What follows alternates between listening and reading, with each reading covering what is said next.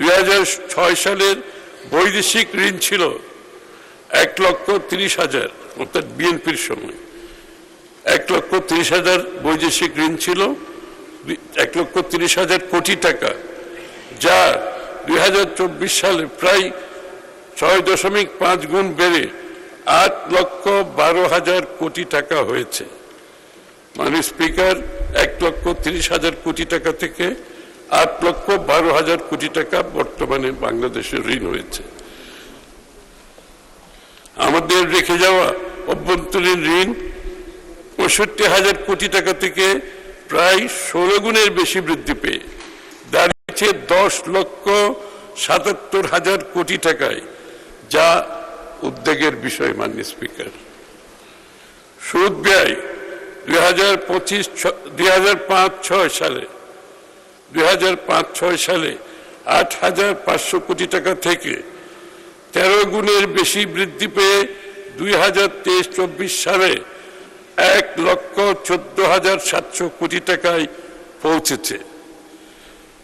IMF ও বিশ্ব ব্যাংকের বিশ্লেষণ অনুযায়ী বাংলাদেশের ঋণমান আমাদের রেখে যাওয়া ক্যাটাগরি হতে বর্তমানে মধ্যযুগীর দেশে অবনমন হয়েছে।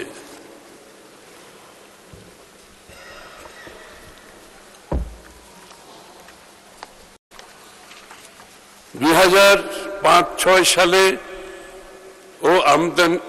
রপ্তানি ও আমদানি ছিল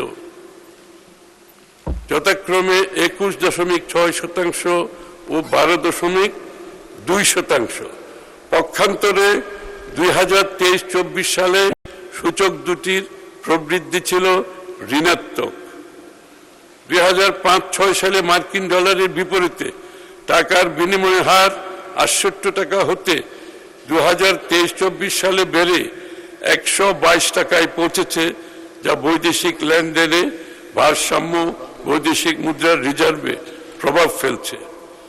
বৈশ্বিক ভূ রাজনৈতিক প্রেক্ষাপট ও তার প্রভাব, মধ্যপ্রাচ্য সংকট। Spanish digital print tiles, ATI tiles, এক টাইলসে জীবন পার। মাননীয় স্পিকার, আমাদের সরকার গঠনের 10 দিনের মাথায় মধ্যপ্রাচ্য সংকট শুরু হয়, অর্থনীতিতে আকস্মিক ঝুঁকি তৈরি হয়। মধ্যপ্রাচ্যের সংকটে আন্তর্জাতিক বাজারে জ্বালানি তেল, এলএনজি ও সারের দাম দ্বিগুণেরও বেশি বৃদ্ধি পেয়েছে। জ্বালানির মূল্য বৃদ্ধি বিদ্যুৎ, কৃষি, পরিবহন ও শিল্পে উৎপাদন ব্যয় বাড়িয়েছে, ফলে মূল্যস্ফীতি ও ভর্তুকির চাপ বৃদ্ধি পেয়েছে। আমদানি ব্যয় বৃদ্ধিতে বৈদেশিক মুদ্রার রিজার্ভের উপর চাপ বেড়েছে। মধ্যপ্রাচ্য আমাদের প্রবাসী জনগোষ্ঠীর জন্য সবচেয়ে গুরুত্বপূর্ণ গন্তব্য। তাই এই অঞ্চলে দীর্ঘস্থায়ী অস্থিরতার কারণে কর্মসংস্থান ও প্রবাস আয় প্রবাহের উপর প্রভাব পড়তে পারে।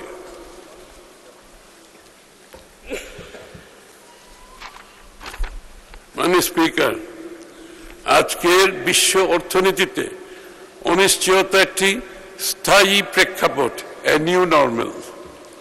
যুদ্ধ, বৈশ্বিক জ্বালানি বাজারের অস্থিরতা, সুদ হারের ঊর্ধ্বগতি, বাণিজ্য শুল্কের অনিশ্চয়তা এবং সরবরাহ ব্যবস্থায় বিঘ্ন, এসবের যে কোনো একটি ঘটনাই অল্প সময়ের মধ্যে দেশের আমদানি নির্ভর অর্থনীতির উপর বড় চাপ সৃষ্টি করতে পারে।